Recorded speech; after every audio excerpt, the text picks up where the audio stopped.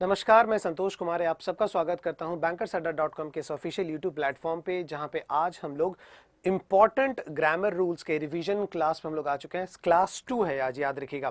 Class 1 already हो चुकी है। बहुत सारे बच्चों ने उस पर्टिकुलर क्लास रिवीजन जो क्लास 1 की उन्होंने काफ़ी तारीफ की थी, तो जाहिर सी बात है। और आप लोगों का डिमांड भी था कि सर क्लास 2 लेकर के आइए, भले वो रिवीजन क्लास ही क्यों ना हो। तो ये क्लास 2 है आपका। जितने सारे इंपॉर्टेंट आपके रूल्स हैं ग्रामर के, जो आपके एग्जाम के लिए बहुत इंपॉर्टेंट है, उनसे रिलेटेड ये रिवीजन क्लास 2 है थ्रू एरर करेक्शन के फॉर्म में हम लोग उन इंपॉर्टेंट रूल्स का रिवीजन यहां पे करने वाले हैं। ठीक है, चलिए आगे बढ़ते हैं बिल्कुल लेट नहीं करते हुए। और ये रहा आपका पहला क्वेश्चन। ठीक है, देखिए ये रहा आपका पहला क्वेश्चन। देखो क्या लिखा हुआ है। China, one of the largest importer of Iranian oil, is probably likely to reject the American demand because being a great power. है ना। देखो एक बात मैं आपको बता दूं कि अभी से शुरू से ही आप ध्यान रख लें कि ये जो पर्टिकुलर क्लासेस, ये जो सेशन मैं आपको दे रहा हूं, ये रिकॉर्डेड सेशन है। ठीक है, क्योंकि होली के जो भी ये लीव्स वगैरह हैं, आपको बताइए कि मैं भी लीव पे हूं। मैंने आपसे कहा भी था सेशन में, तो आपकी क्लासेस जो है वो खराब ना जाएं, इसलिए मैंने आपके लिए रिकॉर्डेड वीडियो बना करके रखी है। इसलिए आपसे बिल्कुल आप ये मत सोचिएगा कि ये लाइव है तो आपके जो कमेंट्स वगैरह है वो मैं देख नहीं पा रहा हूं। लेकिन किसी भी क्वेश्चन से रिलेटेड अगर आपका कोई प्रॉब्लम, कोई इशू, कोई भी डाउट अगर रह जा रहा है, तो आप प्लीज कृपया करके जैसे ये वीडियो सेशन खत्म होगा, ये सेशन जैसे खत्म होगा, तो लास्ट में आप कमेंट बॉक्स में जरूर लिखिएगा कि आपको क्या प्रॉब्लम हुई है। ठीक है, चलिए। So China, one of the largest importer of Iranian oil, is probably likely to reject the American demand because being a great power.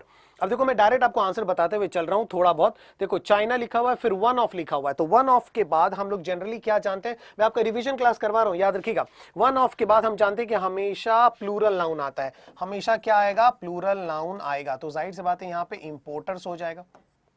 ठीक है, यहां पे क्या हो जाएगा, यहां पे इंपोर्टर्स हो जाएगा। तो China, one of the largest importers of Iranian oil, is probably और लाइकली। देखो ये प्रोबेबली और लाइकली ये दोनों सिमिलर मीनिंग के हैं। प्रोबेबली और लाइकली ये दोनों क्या है, ये दोनों सिमिलर मीनिंग के हैं। इसलिए या तो आप प्रोबेबली लिखो या तो आप लाइकली लिखिए। इन दोनों में से हम दोनों के दोनों वर्ड को एक साथ हम इस्तेमाल नहीं कर पाएंगे। So China one of the largest importers होगा पहला एरर। ठीक है, दूसरा एरर हो जाएगा आपका कि is probably to reject, is probably to reject या फिर इज लाइकली टू रिजेक्ट। आप इन दोनों में से कुछ भी इस्तेमाल करिए। ठीक है, so is likely to reject the American demand because. अब आपको पता है कि बिकॉज जो है, हम जब भी यहां पे बिकॉज ऑफ लिखते हैं, बिकॉज ऑफ, तो याद रखिएगा बिकॉज ऑफ के बाद हम जनरली क्या लिखते हैं, कोई फ्रेज आता है हमारा, है ना, या फिर वहां पे नाउन्स या फिर कुछ एक वर्ड्स आ जाते हैं। तो जाहिर सी बात है, देखो बीइंग अ ग्रेट पावर, ये पूरा का पूरा एक फ्रेज है। तो जाहिर सी बात है यहां पे हमें एक एक्स्ट्रा ऑफ इस्तेमाल करना पड़ेगा। इसका मतलब ए नंबर हमारा गलत है, बी नंबर गलत है, और यहां पे सी नंबर हमारा गलत आ गया। तो A number wrong, B number wrong और सी नंबर रॉन्ग है। ठीक है, देखो याद रखना, ये रूल्स नहीं, जो रूल्स मैं करवा चुका हूं उनके रिवीजन क्लास ये ऑलरेडी। ठीक है, और ये रिकॉर्डेड सेशन है। तो इन आपके क्वेश्चंस के साथ मैं आज सिर्फ आपको आंसर्स बताता हुआ जाऊंगा आपको, ताकि ये थोड़ा सा जो है आप प्रैक्टिस कर सकें कि किस तरीके से इन क्वेश्चंस का राइट आंसर क्या है। जब आप राइट आंसर देते रहेंगे तो मैच जरूर करिएगा कि मेरे आंसर से आपका वो मैच कर रहा है कि नहीं। ठीक है, क्लियर हो गई बात। चलो नेक्स्ट क्वेश्चन ये आ चुका है। China and France are one of the world economy to have political and economical powers in this world because of they have more trades. ठीक है, अब देखो इसमें एरर क्या है।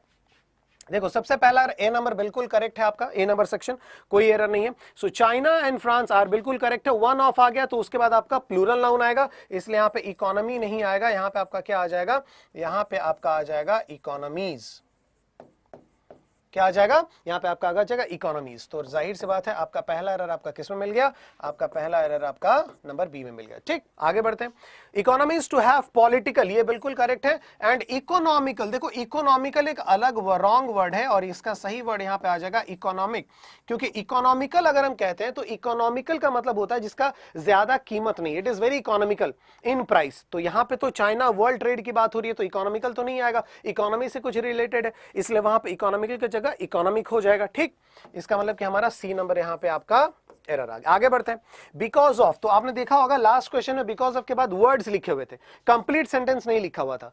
जहां भी आपको कंप्लीट सेंटेंस हो बिकॉज या बिकॉज ऑफ के बाद, तो आप समझना ना कि वहां पे ओनली बिकॉज होगा, बिकॉज ऑफ यहां पे नहीं होगा। क्योंकि देखो बिकॉज के बाद हम कंप्लीट सेंटेंस लिखते हैं, because they have more trades, complete sentence मैंने लिखा। लेकिन अगर बिकॉज ऑफ हो जाएगा तो याद रखिएगा सिर्फ शॉर्ट फ्रेज हमको लिखना होता है। तो यहां कंप्लीट सेंटेंस है इसलिए वहां पे बिकॉज ऑफ जो है वो नहीं होगा, ओनली बिकॉज। मतलब कि यहां पे डी नंबर हमारा एरर हो गया। ठीक है, क्लियर होगी बात। थर्ड क्वेश्चन चलते हैं हम लोग, नेक्स्ट क्वेश्चन। लेकिन नेक्स्ट क्वेश्चन जाने से पहले आप ये एक बार देख लेते हैं, ठीक है। सारे के सारे जो है भी आपके इंपॉर्टेंट बैचेस वगैरह हैं, ये सारा मैंने एक स्लाइड पे लाने की कोशिश की है। ये देखिए आपका बैंक का महापैक है, इसमें आपके सारे वीडियोस जो हैं वो आपके मिल जाएंगे, जितने भी इंपॉर्टेंट वीडियोस है वो सारे आपके मिल जाएंगे। एसएससी सीजीएल का ये महापैक है, सीटेट भी बहुत सारे, आजकल तो सीटेट का तो मुझे लग रहा है कि पता नहीं सारे लोग बीएड वाले में ही कोर्स में जाना चाह रहे हैं, तो इसके लिए भी हमारे पास बैचेस हैं। आरबीआई ग्रेड बी का बैच ऑलरेडी है, यूपीएससी ईपीएफओ जो बहुत सारे बच्चे हैं जो इसके लिए भी प्रिपेयर कर रहे हैं, तो इनका बैचेस ऑलरेडी, ये टारगेट आईबीपीएस जिसमें ये मेरा बैच है, टारगेट आईबीपीएस आरबीआई असिस्टेंट ये भी मेरा बैच है, केवीएस का बैच ऑलरेडी आपके लिए है, एनटीपीसी भी बैच है, सीटेट का बैच ऑलरेडी आप देख सकते हैं, जीए का आशीष गौतम सर का बैच है ये दोनों, और आपका पीयू सर का भी बैच है, एसबीआई क्लर्क मेंस का बैच है। तो ये सारे इंपॉर्टेंट बैचेस आपके लिए स्टोर पे ऑलरेडी लगे हुए हैं। अगर आप इन बैचेस में से कोई भी बैच या फिर कोई भी टेस्ट सीरीज या फिर कोई भी बुक या कुछ भी, अगर स्पेशल अगर इन बैचेस को अगर आप ज्वाइन करना चाहते हैं, जल्दी से जाइए, विजिट करिए स्टोर पे .adda247.com पे, और इनमें से कोई भी कोड अगर आप अप्लाई करते हैं, ठीक है, मैं एक बात बता दूं, इनमें से आप Y194 अगर कोड अप्लाई करेंगे, Y194, तो याद रखिएगा आपको एडिशनल एक्स्ट्रा डिस्काउंट आपको मिलेगा। याद रखिएगा Y194 कोड अगर आप इस्तेमाल करेंगे, कौन सा कोड मैं आपको यहां पे भी लिख देता हूं, Y194, ये कोड अगर आप इस्तेमाल करते हैं, यूज करेंगे, तो आपको एक्स्ट्रा जो है वो डिस्काउंट भी मिल जाएगा। ठीक है, और जल्दी से आइए, विजिट करिए स्टोर पे, और इनमें से जो बैचेस आपके लिए इंपॉर्टेंट हो आप उन बैच को ज्वाइन कर सकते हैं। ठीक, चलो आगे आते हैं। नेक्स्ट आपका एग्जांपल ये रहा, देखो लिखा हुआ है, the hardly truth is that not only a war can cause destruction and death but also generations of hate between the two communities, है ना। देखो सबसे पहले तो ये हार्डली और हार्ड, इन दोनों में काफी ज्यादा डिफरेंस आपको देखना पड़ेगा। हार्ड का मतलब क्या हो गया, टफ, ठीक है, और हार्डली जो वर्ड है इसका मतलब होता है ऑलमोस्ट नन या नथिंग। तो जाहिर सी बात है नथिंग ट्रुथ तो हम लोग नहीं बोलेंगे, हम यहाँ पे क्या बोलेंगे, हार्ड ट्रुथ की बात हो रही है। तो सबसे पहला तो ये गलत हो गया, मतलब नंबर ए। देखो याद रखना, यहाँ पे मैं रिवीजन क्लास आपको करवा रहा हूं, तो एक तरीके से मैं क्वेश्चंस दे रहा हूं, मैं आंसर दे रहा हूं, उसके बाद आप लोग अपना आंसर देते रहिए और मैच करते रहिए कि आपका आंसर से ये सही हो रहा है गलत हो रहा है। ठीक है, so the hard truth is that not only a war, अब देखो यहाँ पे नॉट ओनली भी लिखा हुआ है बट ऑल्सो भी लिखा हुआ है, तो मैंने आपको क्या बताया था कि नॉट ओनली बट ऑल्सो, ये वाला एक रूल अगर आपको याद होगा, not only and but also, है ना, not only and but also, ये दोनों जो है वो आपका similar parts of speech, similar POS, similar POS. अब सारे बच्चे जो मतलब मेरा सेशन अटेंड करते हैं उनको पता होगा पीओएस क्या है। तो पीओएस का मतलब क्या हो गया कि parts of speech, similar parts of speech होगा। तो देखो बट ऑल्सो किसके साथ आया है, जनरेशंस, नाउन के साथ आया ना, तो नॉट ओनली भी किसके साथ आना चाहिए, not only a war can cause destruction and death but also generations of hate. अब देखो नाउन के साथ आना चाहिए, तो देखो यहां वॉर भी नाउन है, लेकिन जाहिर सी बात है वॉर भी यहां पे नाउन है, नॉट ओनली भी नाउन के साथ है, लेकिन देखो बट ऑल्सो जो है वो आपका किसके साथ आया है, बट ऑल्सो आपका आया है इफेक्ट वाले नाउन के साथ, कि वॉर जो है वो क्या जनरेट कर सकता है। तो देखो डिस्ट्रक्शन एंड डेथ ये आपका इफेक्ट वाला नाउन है ना, और बट ऑल्सो किसके साथ आया, इफेक्ट वाले नाउन के साथ, कि जनरेशन ऑफ हेट भी क्रिएट करेगा, वो जनरेशन ऑफ हेट भी क्या करेगा, वो वॉर लाएगा। तो जाहिर सी बात है यहां पे भी वॉर जो लाएगा उसके सामने नॉट ओनली लाएंगे। तो देखो a war can cause not only destruction, तो ये नॉट ओनली जो है निकल करके कहां आ जाएगा, यहां पे आ जाएगा। तो हम क्या लिखेंगे कि a war can cause not only destruction and death but also generations of hate. इसका मतलब कि हमारा यहां पे नंबर बी भी हमारा यहां पे एरर आ गया, ए और बी यहां पे दोनों एरर आ गए। ठीक है, आगे बढ़ते हैं, बिटवीन द टू कम्युनिटीज, अब यहां बिल्कुल करेक्ट आ रहा है, सो ए नंबर और बी नंबर यहां पे गलत आ गया, बाकी सारा का सारा यहां पे सही है, बिटवीन द टू कम्युनिटीज। ठीक है, क्लियर हो गई बात, ऑलराइट। चलो नेक्स्ट क्वेश्चन हम लोग प्रैक्टिस करते हैं। Police revealed the fact that not only the servant was involved with her kidnapping but also in her murder, है ना। देखो क्या लिखा हुआ, पुलिस रिवील, देखो सेम यहां भी वही है, बट ऑल्सो किसके साथ आया है, इनके साथ आया है, लेकिन नॉट ओनली यहां पे किसके साथ है, नॉट ओनली द सर्वेंट लिखा हुआ है। इसका मतलब कि नॉट ओनली किसके साथ आ गया, नॉट ओनली नाउन के साथ आ गया, लेकिन बट ऑल्सो किसके साथ है, प्रीपोजिशन के साथ। इसका मतलब यह हुआ कि सेंटेंस में एरर मौजूद है।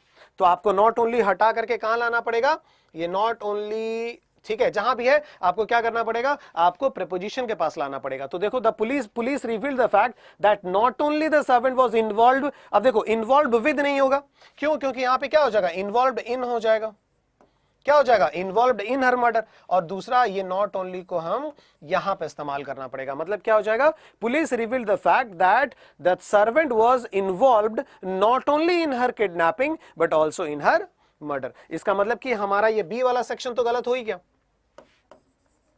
है ना, हमारे ये बी वाला सेक्शन हमारा एरर आ गया, और उसका सी वाला सेक्शन भी एरर आ गया, इसलिए क्योंकि वहां पे विद की जगह पे क्या हो जाएगा, इन हो जाएगा।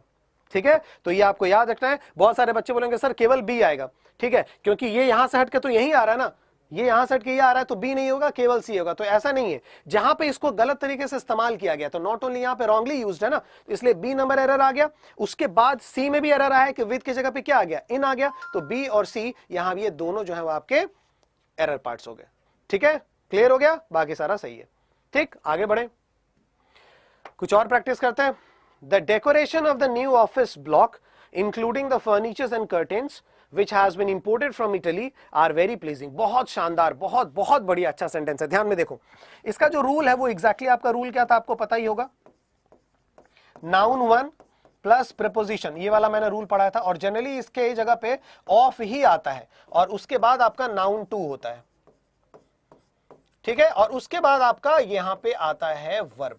तो ये वर्ब किसके अकॉर्डिंगली आना चाहिए, ये नाउन वन के अकॉर्डिंगली आना चाहिए। सिमिलर, द डेकोरेशन, ये आ गया आपका नाउन वन, ठीक है, ये आपका क्या आ गया, noun one, of the new office block including the furnitures and curtains. अब देखो द डेकोरेशन, अब हम डेकोरेशन की बात कर रहे हैं, नए ऑफिस के डेकोरेशन की बात कर रहे हैं, लेकिन अब इसके लिए कोई वर्ब नहीं आया, सेंटेंस कॉमा के बाद यहां पे एक नया सेंटेंस शुरू हो गया। देखो, including the furniture and curtains, मतलब कि नए ऑफिस का जो डेकोरेशन है, ठीक है, इंक्लूडिंग किसके साथ साथ, फर्नीचर के साथ साथ curtains, including the furniture and curtains. अब उसके बाद विच किसके लिए लिखा हुआ है, ये विच किसके लिए लिखा हुआ है, फर्नीचर्स एंड कर्टेन्स के लिए। तो सबसे पहली बात फर्नीचर एंड कर्टेन्स के लिए लिखा हुआ है, इसका मतलब ये होगा कि विच प्लूरल के लिए लिखा हुआ है, तो यहां पे हैज नहीं होगा, यहां पे आपका क्या हो जाएगा, हैव हो जाएगा। इसका मतलब कि आपका नंबर सी, यहां पे पहला एरर आपका आ गया, नंबर सी। एक और ध्यान में देना, फर्नीचर्स कभी भी नहीं होता, हमेशा क्या होता है, फर्नीचर होता है, प्लूरल फॉर्म में भी वो फर्नीचर ही होता है, इसलिए यहां पे आपका एरर एक नंबर बी में भी आ गया। ठीक है, समझ में आई मेरी बात। So the decoration of the new office block, A बिल्कुल करेक्ट है, ए में कोई एरर नहीं है। बी में आ गया कि इंक्लूडिंग द फर्नीचर, ठीक है, फर्नीचर्स नहीं होता है, प्लूरल फर्नीचर ही होता है, सो इंक्लूडिंग द फर्नीचर ये एक गलत हो गया, एंड कर्टेन्स, इसका मतलब कि हमारा नंबर बी यहां पे एरर आ गया, तो नंबर बी आ गया, नंबर सी आ गया। अब हम आगे बढ़ा रहे हैं, तो इन फर्नीचर का, कर्टेन्स का, जिसको कि इटली से जो है वो इंपोर्ट किया गया था, और नए ऑफिस ब्लॉक का, इन सबका डेकोरेशन जो है आर वेरी प्लीजिंग लिखा हुआ है, तो आर तो नहीं है, क्योंकि डेकोरेशन जो है उसके बारे में बात हो रही है, जाहिर सी बात है, तो यहां पे क्या हो जाएगा, इज वेरी प्लीजिंग हो जाएगा। इसका मतलब कि आपका डी नंबर भी एरर हो गया। ठीक है, यहां पे हम प्रैक्टिस कर रहे हैं बच्चों, याद रखिएगा ये रिकॉर्डेड वीडियो है, इसको आप भी प्रैक्टिस करना, कहां पे क्या एरर है, क्योंकि होली की छुट्टी में एक लीव हो जा रही है, तो उसमें आप लोगों का जो थोड़ा टच है, क्योंकि एग्जामिनेशंस उसके बाकी हैं, वो छूट ना जाए, इस वजह से यहां पे ये क्लास जो है वो छोटी वीडियो मैं यहां पे लाने की कोशिश कर रहा हूं। ठीक है, चलो ऑलराइट, आगे बढ़े। नेक्स्ट क्वेश्चन ये रहा, still after independence English is considered to be cruel, creating difference of caste and color between rich and poor। ठीक है, अब देखो still after independence, देखो दो चीज देखो, केवल अगर हम इंग्लिश बोलते हैं तो उसका मतलब हो गया सब्जेक्ट की बात हो रही है, लेकिन अगर हम द इंग्लिश बोल रहे हैं इसका मतलब हो रहा है कि we are talking about people of England, we are talking about people of England. तो जाहिर सी बात है स्टिल आफ्टर इंडिपेंडेंस मतलब स्वाधीनता के बाद भी English is considered to be cruel, तो इंग्लिश सब्जेक्ट को कैसे हम निर्दयी मान सकते हैं, नहीं ना, जाहिर सी बात है। यहाँ पे किनकी बात हो रही होगी, यहाँ पे अंग्रेज लोगों की बात हो रही होगी, तो स्वाधीनता के बाद भी इंग्लिश कंसिडर्ड टू बी, तो ये इंग्लिश की जगह पहले यहाँ पे क्या आ जाएगा, पहले यहाँ पे एक आ जाएगा द इंग्लिश। द इंग्लिश जैसे हम बोलेंगे तो इसका मतलब हो जाएगा कि हम वहां के रहने वाले लोगों की बात कर रहे हैं, और जैसे यहाँ पे द इंग्लिश हो जाएगा तो तुरंत यहाँ पे इसके जगह यहाँ पे हम क्या लिख देंगे, द इंग्लिश आर कर देंगे। क्यों, क्योंकि जैसे द इंग्लिश लिखा, वैसे अगर मैं बोलूं द रिच, इसका मतलब क्या हो गया, हम रिच लोगों की बात कर रहे हैं। केवल रिच अगर मैं बोलूंगा तो एडजेक्टिव हो गया, केवल मैं पुअर बोलूंगा तो क्या हो जाएगा, एडजेक्टिव हो जाएगा। है ना। लेकिन द पुअर अगर मैं बोलता हूं तो इसका मतलब कि पूरे गरीब लोगों की यहां बात हो रही है, तो जाहिर सी बात है यहां पे आपका क्या हो गया, नंबर बी आपका यहां पे एरर आ गया। बहुत इंपॉर्टेंट एरर था, ध्यान देना, ठीक है। So still after independence the English are considered to be cruel, English जो है वो काफी ज्यादा निर्दयी माने जाते हैं। क्रिएटिंग डिफरेंस, जो कि क्या क्रिएट कर रहे हैं, क्या डिफरेंस क्रिएट कर रहे हैं कास्ट एंड कलर का, किनके बीच, बिटवीन रिच एंड पुअर लिखा हुआ है। तो देखो रिच एंड पुअर तो नहीं होगा, क्योंकि रिच और पुअर ये दोनों आपके क्या है, ये आपके एडजेक्टिव्स हैं। रिच और पुअर ये दोनों आपके एडजेक्टिव्स हैं, जबकि गलत हो गया, इसलिए यहां पे हम क्या लिखेंगे, between the rich and the poor हम लोग लिखेंगे, ताकि पता चले कि यहां पे हम लोगों की बात कर रहे हैं। इसलिए यहां पे आपका क्या हो गया, नंबर बी तो एरर हो गया, प्लस उसके साथ नंबर आपका डी भी एरर आ गया। ठीक है, क्लियर हो गया। ये द रिच द पुअर क्यों लिखेंगे, ताकि ये जैसे हम इनके सामने द लगा दिए तो इसका मतलब हो गया पूरे क्लास की हम बात कर रहे हैं, पूरे गरीब या फिर अमीर लोगों की बात कर रहे हैं। ठीक है, डन। चलो नेक्स्ट क्वेश्चन नंबर 6 आपके सामने क्या है, the government should follow up by creating more opportunities. The government should follow up, government को जो है फॉलो अप करना चाहिए, ठीक है, बाय क्रिएटिंग मोर अपॉर्चुनिटीज, ज्यादा से ज्यादा अपॉर्चुनिटीज क्रिएट करते हुए, फॉर ऑल द पुअर्स। देखो ऑल द पुअर्स, मैंने क्या कहा था, जैसे ही द लग गया तो अब इसको आपको पुअर्स लिखने की जरूरत नहीं है, पुअर्स लिखने की जरूरत नहीं है। जैसे द रिचेज नहीं लिखने की जरूरत है, द यूथ्स लिखने की जरूरत नहीं, क्योंकि जैसे ही द लग गया इसका मतलब ये हो गया कि आप पूरे कम्युनिटी की बात करें, पूरे संप्रदाय की बात करें, तो फिर एस लगाने की जरूरत नहीं है। इसका मतलब यहां पे क्या हो जाएगा, ये पुअर्स में से ये एस हट जाएगा यहां से। ठीक है, so the government should follow up by creating more opportunities for all the poor to acquire skills, ठीक है, यहां पे आ गया to acquire skills को acquire करने के लिए, इसका मतलब कि सी नंबर यहां पे हमारा एक एरर आ चुका है। आगे बढ़ते हैं, that, तो ये that किसके लिए आया है, स्किल्स के लिए। that matches, मतलब क्या बोला जाए, ये स्किल जो है वही मैच करता है, तो जाहिर सी बात है ये मैच किसके अकॉर्डिंगली इस्तेमाल होगा, स्किल्स के अकॉर्डिंगली, तो मैचेस नहीं होगा, यहां पे आपका क्या हो जाएगा, दैट मैच हो जाएगा। क्यों, क्योंकि स्किल जो है वो आपका प्लूरल नाउन है, तो ये मैच भी आपका क्या होगा, ये वर्ब आएगा, प्लूरल वर्ब आएगा, राइट। इसलिए यहां पे सी नंबर आपका एरर आ गया और आपका डी नंबर एरर आ गया।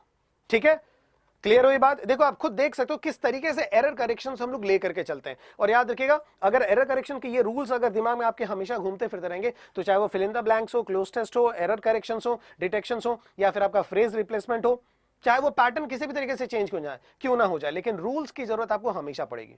ठीक, नेक्स्ट क्वेश्चन की बात करें, ये देखो ये बहुत इंपॉर्टेंट है भाई, the habit of chewing gum, क्या लिखा हुआ है, the habit of chewing gum and taking liquor. हम यहाँ पे हैबिट की बात कर रहे हैं, हम यहाँ पे chewing gum and taking liquor, मतलब वो च्युइंग गम चबाने का, च्युइंग गम या फिर टेकिंग लीकर शराब पीने की बात नहीं हो रही है, उसके हैबिट की बात हो रही है। तो ये जो आर लिखा हुआ है वो किसके अकॉर्डिंगली इस्तेमाल होगा, हैबिट के अकॉर्डिंगली, इसलिए आर की जगह यहाँ पे क्या हो जाएगा, यहाँ पे इज हो जाएगा। ठीक है, so the habit of chewing gum and taking liquor is harmful and insulting in any condition. ठीक, तो जाहिर सी बात है यहाँ पे सिर्फ आपका एरर क्या आ गया, नंबर सी आपका एरर आ गया। ठीक है, क्लियर हुआ। नेक्स्ट क्वेश्चन लिखो, even the Supreme Court of India is not seem to be sure. देखो इज आ गया, एम आ गया, आर आ गया, वाज आ गया, वर आ गया, इनके बाद हम वर्ब का फर्स्ट फॉर्म कभी भी नहीं लगाएंगे। इनके बाद हम क्या लगाते हैं, या तो थर्ड फॉर्म लगाते हैं या तो हम वर्ब का आईएनजी लगाते हैं। ठीक है, थर्ड फॉर्म हम कब लगाते हैं, जब हम बात कर रहे हैं पैसिव वॉइस की, और वी आईएनजी कब लगाते हैं, जब हम बात करते हैं एक्टिव वॉइस की। ये ध्यान देना है। ठीक है, जैसे मैंगो इज ईटेन बाई मी, देखो इज के बाद ईटेन आ गया, और मैं बोलूंगा आई, जैसे अगर बोलेंगे ये बोल सकते हैं कि आई एम, या फिर क्या आई एम प्लेइंग, वर्ब का ING I am playing, I am eating, ये क्या हो गया आपका एक्टिव वॉइस हो गया, और पैसिव वॉइस में क्या हो जाएगा, इज ईटेन। ठीक, अब the Supreme Court of India is not सीम, क्या लिखा हुआ है, देखो ये सीम वर्ब का फर्स्ट फॉर्म है ना, और वहां पे इज लगा हुआ है, तो ये गलत हो गया। क्या लिखेंगे, the Supreme Court of India does not सीम, ये इज यहां पे गलत हो जाएगा, और उसकी जगह पे यहां पे क्या आ जाएगा, डज नॉट सीम आ जाएगा, मतलब कि नंबर बी यहां पे हमारा एरर आ गया। ठीक है, so the supreme, even the Supreme Court of India does not seem to be sure. ठीक है, सुप्रीम कोर्ट ऑफ इंडिया जो है वो श्योर नहीं है, if courts in West Bengal will function following the law strike. मतलब क्या बोला जा रहा है कि देखो दूसरी बात बहुत इंपॉर्टेंट, इफ या वेदर, इफ हमेशा कंडीशंस बताता है, याद रखिएगा कोई भी कंडीशन शर्त जो है वो बताएगा इफ, और वेदर हमेशा ऑप्शन के बारे में बताता है या फिर चॉइसेस के बारे में बताता है। किसके बारे में बताता है? या तो ऑप्शन के बारे में या तो चॉइस के बारे में। जैसे कि बारिश होगी या नहीं, अब यहां पे क्या लगेगा? जहां भी चॉइसेस आ जाएंगे, ऑप्शंस आ जाएंगे, वहां पे हमेशा वेदर लगेगा। ठीक है, जैसे सुप्रीम कोर्ट ऑफ इंडिया, वो उसको भी ये श्योर नहीं है कि जो वेस्ट बंगाल के कोर्ट्स हैं वो लॉयर के जो वकील हैं उनके स्ट्राइक के बाद काम करेगा या नहीं। अब ये वाली जो बात है काम करेगा नहीं, ये ऑप्शन तो ये आपका क्या है? ऑप्शन हमें दे रहा है, चॉइसेस दे रहा है, कंडीशन तो नहीं है, ये शर्त तो नहीं है ना, ये कंडीशन तो पता ही नहीं कि वो काम करेगा या नहीं। तो ये जो या नहीं वाला कहीं भी अगर आ जाए तो हमेशा आप उसकी जगह पे क्या इस्तेमाल करेंगे? हमेशा उसकी जगह पे आप वेदर का इस्तेमाल करेंगे। मतलब आपका यहां पे सी नंबर आपका एरर हो गया। ठीक है, so even the Supreme Court of India does not seem to be sure whether courts in West Bengal will function, ठीक है, फॉलोइंग द लॉयर स्ट्राइक। ठीक है, क्लियर हो गई बात? ऑलराइट, चलो आगे बढ़ गए। The new CEO of Facebook will not sign the deal unless he will not read all the documents properly. तो क्या याद रखना, unless, until, ये सब क्या बताते हैं? इनके बाद हम कभी भी फ्यूचर टेंस इस्तेमाल नहीं करेंगे। इनके बाद जो भी हम सेंटेंस लिखेंगे वो कभी भी फ्यूचर टेंस में हम नहीं लिखेंगे। ठीक है, उनके बाद हम जनरली किस में लिखेंगे? या तो उनके बाद हम जनरली कौन सा फॉलो करते हैं रूल? उनके बाद हम जनरली फॉलो करते हैं सिंपल प्रेजेंट। कौन सा फॉलो करते हैं? सिंपल प्रेजेंट फॉलो करते हैं। जैसे देखो, अनलेस लिखा हुआ है, ही विल नॉट रीड लिखा हुआ है, ना विल नॉट रीड, तो विल नॉट रीड यहां से हट जाएगा और इसकी जगह आपका हो जाएगा ही डज नॉट रीड। आपका सही आंसर हो जाएगा, क्या हो जाएगा? He does not read. ठीक है, अब ये तो हो गया पहला वाला कि अनलेस और अनटिल के साथ हम क्या इस्तेमाल करते हैं? सिंपल फ्यूचर कभी नहीं लगाएंगे, हम सिंपल प्रेजेंट लगाते हैं, तो डज नॉट आ गया। सेकंड वाला जो रूल है अनटिल और अनलेस के साथ, कि इनके साथ हम नॉट जो है उसका इस्तेमाल कभी नहीं करते हैं। किसका इस्तेमाल नहीं करते हैं? नॉट का इस्तेमाल कभी नहीं करते हैं। तो अगर नॉट का इस्तेमाल हम कभी नहीं करेंगे, इसका मतलब ये हुआ कि यहां पे हम क्या लिखेंगे? यहां पे ध्यान दो, सबसे पहले हम यहां पे क्या करेंगे? हमें यहां से नॉट हटाना पड़ेगा। तो नॉट अगर हम हटाएंगे तो यहां पे क्या लिखेंगे? He will not read. सबसे पहले यहां पे हमें नॉट हटाना पड़ेगा, तो जैसे हम नॉट हटाएंगे तो क्या बन जाएगा? He will read. He will read का हम क्या लिखेंगे? Unless he reads. ठीक है, अनलेस ही रीड्स। अगर आपको ऐसे नहीं समझ में आया तो आप ऐसे समझो कि हमें यहां पे क्या करना है? फ्यूचर नहीं लिखना है। तो अगर हम फ्यूचर यहां पे नहीं लिख रहे हैं, अगर हम यहां पे फ्यूचर नहीं लिख रहे हैं, तो यहां पे क्या हो जाएगा? विल नॉट रीड की जगह क्या हो जाएगा? Does not read. ठीक है, अब जाहिर सी बात है फिर इसने कहा कि नॉट भी नहीं आएगा, तो अगर नॉट भी नहीं आएगा तो ही डज रीड। अब जाहिर सी बात है जब डज रीड को हम लोग फिर से नेक्स्ट लिखेंगे तो यहां पे क्या हो जाएगा?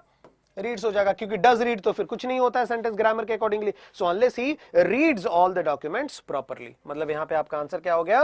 नंबर सी बिल्कुल करेक्ट आंसर हो गया। और बहुत इंपॉर्टेंट रूल्स है ये, कंडीशनल जो सेंटेंसेस होते हैं काफी इंपॉर्टेंट रूल है, याद रखिएगा। ठीक है, नेक्स्ट रूल ये तो हो गया। नेक्स्ट चलते हैं question 11। Researchers claiming that exposure of flower pesticides increase blood pressure, ठीक है, इन children and make them vulnerable with heart disease. देखो, रिसर्चर्स क्लेमिंग दैट, अब दैट के बाद यहां से एक नया सेंटेंस शुरू हो गया। तो रिसर्चर्स ही हमारा सब्जेक्ट आ गया, क्लेमिंग हमारा वर्ब आ गया, वर्ब का आईएनजी फॉर्मेट, और दैट से हमारा नया सेंटेंस शुरू हो गया। तो जाहिर सी बात है ये दोनों में कोई भी अग्रीमेंट लग रहा है? ये तो वैसे ही हो गया ना, आई गोइंग, आई ईटिंग, गलत है। तो जाहिर सी बात है यहां पे आपका क्या आ जाएगा? Researchers are claiming. रिसर्चर्स जो है, जो भी रिसर्च कर रहे हैं वो लोग क्लेम कर रहे हैं। तो रिसर्चर्स आर क्लेमिंग दैट, वो लोग ये क्लेम कर रहे हैं कि एक्सपोजर ऑफ फ्लावर पेस्टिसाइड्स। अब फिर किसकी बात हो रही है? पेस्टिसाइड्स की बात नहीं हो रही, यहां पे बात किसकी हो रही है? एक्सपोजर, उन पेस्टिसाइड्स के एक्सपोजर की बात हो रही है, उनके यूज की बात हो रही है। तो ये वाला जो भी वर्ब यहां पे आएगा वो किसके अकॉर्डिंगली आएगा? वो एक्सपोजर के अकॉर्डिंगली आएगा। इसका मतलब इंक्रीज नहीं होगा, यहां पे आपका क्या हो जाएगा? यहां पे आपका हो जाएगा इंक्रीजेस। क्या हो जाएगा? इंक्रीजेस हो जाएगा। मतलब कि आपका ये नंबर बी जो है वो आपका गलत हो गया। मतलब ए नंबर हमारा यहां पे गलत आ गया, नंबर बी भी हमारा यहां पे गलत आ गया। So researchers are claiming that exposure of flower pesticide increases blood pressure in children and, ये हो गया एंड, तो जाहिर सी बात है यहां का इंक्रीज का इंक्रीजेस हो गया, तो जाहिर सी बात है यहां पे भी मेक का क्या हो जाएगा? मेक्स हो जाएगा। है ना, यहां पे भी मेक का क्या हो जाएगा, मेक्स हो जाएगा। इसका मतलब कि नंबर सी भी यहां पे हमारा एरर हो गया। ठीक है, देखो ये वीडियो आपके पास तो रहेगी, और मैं बार बार बोल रहा हूं ये रिकॉर्डेड वीडियो है, ठीक है, इसलिए आप अभी मैं कमेंट बॉक्स तो बिल्कुल नहीं देख पा रहा हूं कि क्या है क्या नहीं, लेकिन अगर इसमें से कोई रूल आपको समझ में नहीं आया, क्योंकि हम लोग प्रैक्टिस कर रहे हैं, तो आप क्या करेंगे, सेशन फिनिश होने के बाद कमेंट बॉक्स में आप मुझे जरूर लिख करके बताएंगे कि सर ये चीज, ये वाला मुझे चीज समझ में नहीं है। ठीक है, और ज्यादा से ज्यादा शेयर कर दीजिएगा ताकि ये रिवीजन जो है, इस तरीके की जो रिवीजन जो है, कुछ रूल जो है, किस तरीके से हम लोग आगे बढ़ते हैं, ये बाकी सारे बच्चे भी कर पाए। ठीक है, चलो इतना क्लियर हो गया एबीसी। दूसरा, वल्नरेबल एक वर्ड है जिसके बाद हमेशा हम कौन सा प्रीपोजिशन इस्तेमाल करते हैं, इसके बाद हम हमेशा टू इस्तेमाल करते हैं। Vulnerable to heart disease, vulnerable, harmful, baneful, इनके बाद हम हमेशा कौन सा वर्ड इस्तेमाल कर, प्रीपोजिशन इस्तेमाल करते हैं, टू। इसका मतलब कि यहां पे आपका डी नंबर भी एरर हो गया। तो देखो एक सेंटेंस में 4 रूल हम लोगों ने किए हैं, और इसी तरीके से अगर हम लोग प्रैक्टिस करते जाएं तो जाहिर सी बात है एरर करेक्शन का जो खौफ है ना, वो बिल्कुल दूर होता जाएगा। ठीक है, चलो नेक्स्ट क्वेश्चन करते हैं। ये रहा भाई, A study revealing that the begin, देखो फिर से वही बात है, a study revealing, a study ये आ गया आपका सब्जेक्ट, ठीक है, रिवीलिंग ये आ गया आपका वर्ब का ing, ठीक है, और दैट्स आपका नया सेंटेंस शुरू, तो जाहिर सी बात है यहां पे आप क्या लिखोगे, a study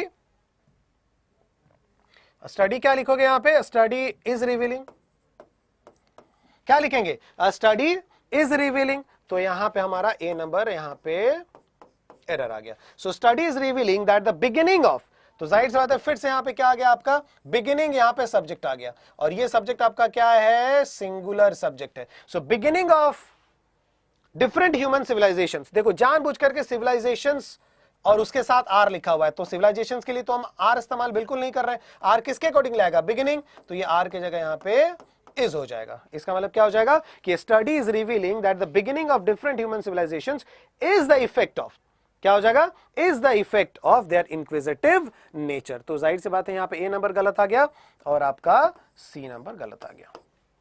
ठीक है, क्लियर हो रही है बात। चलो next, Ecuador is among the largest flower grower in the world but the little is known by them about the ill effects of pesticides. अब देखो, इक्वाडोर इज अमंग, ठीक है, इक्वाडोर इज अमंग, अमंग मतलब कि बहुत सारों में से है, बहुत सारे में से है, तो among the largest flower grower नहीं होगा, फिर यहां पे क्या हो जाएगा, फ्लावर ग्रोअर्स हो जाएगा। क्यों, क्योंकि अमंग बोला गया है, क्या बोला गया है, ये अमंग वर्ड है यहां पे, और अमंग का मतलब हो गया मोर देन 2, तो इसका मतलब जाहिर सी बात है बहुत सारे आपके फ्लावर ग्रोअर्स हैं, उनमें से एक है इक्वाडोर, तो जाहिर से Ecuador is among the largest flower growers हो जाएगा यहां पे। इसका मतलब कि हमारा यहां पे बी नंबर एरर आ गया। ठीक है, बट इक्वाडोर जो है बहुत सारे फूल उत्पादक जो हैं उनमें से एक देश है, लेकिन the little is known by them. देखो द लिटिल कब होता है, ध्यान देना, यहां पे मैं लिख रहा हूं आपको, a little, the little, little, a little का मतलब होता है सम, सम लेकिन कितना ये हमें पता नहीं है, सम लेकिन इनडेफिनिट, सम लेकिन इनडेफिनिट। द लिटिल का मतलब हो गया सम, लेकिन कितना है आपको पूरा पता है, जितना पानी था ग्लास में उतना मैं पी गया, जितना पानी था। तो जब भी हिंदी में ऐसा होना, जितना उतना, जो भी बचा था वो तो उतना, इस तरीके का सेंटेंस अगर आए तो आप समझ लेना द लिटिल। और ओनली लिटिल का मतलब हो गया नथिंग या फिर हार्डली, ऑलमोस्ट नन। तो देखो यहां पे क्या बोला, इक्वाडोर जो है, ठीक है, वो लार्जेस्ट फ्लावर ग्रोअर्स में से है, बट लेकिन द लिटिल इज नोन, लेकिन द लिटिल मतलब लेकिन जितना भी आपको पता था is known by them about the ill effect. सही होगा, नहीं, क्योंकि द लिटिल का मतलब ही कि जितना डॉट डॉट डॉट उतना डॉट डॉट डॉट ऐसा कुछ आएगा, जितना, फिर उसके बाद कुछ सेंटेंस लिखेंगे, फिर उतना, फिर कुछ सेंटेंस लिखेंगे, है ना। इसलिए यहां पे क्या हो जाएगा, द के जगह आप या तो अ लगा सकते हैं या फिर ओनली लिटिल भी लिख सकते हैं। जैसे अगर मैं बोलूं but a little is known by them, ठीक है, मतलब उनको कुछ ही पता है, तो अ लिटिल का मतलब भी आपके इस सेंस में आ जाएगा। और ऐसे भी लिख सकते हैं but little is known by them, इसका मतलब कि उनको कुछ भी नहीं पता, हम दोनों सेंस में लिख सकते हैं, लेकिन द लिटिल यहां पे नहीं आएगा। इसका मतलब ये हो रहा है कि यहां पे हमारा बी नंबर जो एरर था, यहां पे हमारा बी नंबर जो एरर था वो तो हो गया, उसके बाद सी नंबर भी हमारा यहां पे एरर आ गया। ठीक है, तो उनको बहुत कम पता है या फिर बिल्कुल नहीं पता है, बाय देम अबाउट, किस चीज के बारे में, अबाउट द इल। अब इल आ गया आपका क्या, एडजेक्टिव, तो जाहिर सी बात है ये वाला जो वर्ड आएगा वो आपका क्या आना चाहिए, नाउन आना चाहिए। और एक बात मैं आपको फिर से बता दूं, अफेक्ट जो वर्ड है, अफेक्ट, ये है आपका वर्ब का फर्स्ट फॉर्म, और इफेक्ट जो वर्ड होता है ये होता है आपका नाउन। तो जाहिर सी बात यहां पे अफेक्ट नहीं होगा, यहां पे आपका क्या हो जाएगा, about the ill effects of pesticide हो जाएगा। मतलब कि नंबर डी हमारा यहां पे एरर आ चुका है। ठीक है, नंबर जो डी है वो भी एरर, मतलब बी सी और डी यहां पे 3 एरर है। तो देखो ये पर्टिकुलर सेशन जो भी है, अगर आप देखें ध्यान से 13 क्वेश्चन हम लोगों ने कर लिए हैं, और हर एक सेक्शन में, अगर हर एक क्वेश्चन में देखें तो एटलीस्ट 2 से 3 एरर तो हैं ही। तो इस 13 क्वेश्चन में ही कम से कम आप 25 से 26 जो है तरीके से आपने रूल सीख लिया। एक रूल, कुछ रूल्स हैं वो बार बार भी आ रहे हैं। ठीक है, तो ये सेशन कितना इंपॉर्टेंट हो सकता है आपके लिए, जो रूल्स का बार बार जिन रूल्स को लेकर के आपको काफी मुश्किलें होती हैं, उस रूल्स को लेकर के आपने प्रैक्टिस भी कर लिया। तो ये सेशन अगर आप बार बार देखेंगे तो वो सारे रूल्स बार बार आपको रिकैप होते रहेंगे। ठीक है, चलो, और ये लास्ट क्वेश्चन बस हम लोग आ चुके हैं। ये लास्ट क्वेश्चन आप लोग इसका स्क्रीनशॉट ले लो। ठीक है, और कमेंट आप जब भी करोगे तो जाहिर सी बात है इसका आंसर आप मुझे कमेंट बॉक्स में लिख करके दोगे, पता तो चले कि आप लोग जो है ये सेशन आप लोग देख रहे हो और थोड़ा सा सीरियसली देख रहे हो कि नहीं। ठीक है, तो स्क्रीनशॉट इसका लो और तुरंत कमेंट बॉक्स में आप मुझे आंसर देंगे इस पर्टिकुलर सेंटेंस में गलतियां हैं, कितनी गलतियां हैं, क्या क्या गलतियां, आप लोग सब मुझे आंसर लिख करके देंगे। ठीक है, बस आज के सेशन में सिर्फ इतना ही है। सेशन अगर रिवीजन सेशन था, याद रखिएगा ये रिवीजन एक सेशन था। ठीक है, ये एक रिवीजन सेशन है आपके पूरे जितने भी इंपॉर्टेंट ग्रामर रूल्स हैं, कुछ इंपॉर्टेंट ग्रामर रूल्स का। ठीक है, कुछ रिवीजन सेशन है, और जस्ट बिकॉज मैं खाली नहीं रहने देना चाहता था इस वजह से मैंने क्लास रिकॉर्ड कर ली। ठीक है, पसंद अगर आया तो आप एक बार शेयर जरूर करिएगा बच्चों, याद रखिएगा शेयर करना बहुत जरूरी है, और चैनल को सब्सक्राइब कर लीजिएगा अगर चैनल सब्सक्राइब हमने अभी तक नहीं किया है। ठीक है, चलिए, थैंक यू वेरी मच, और अच्छे से रहिए, take care and God bless you everyone.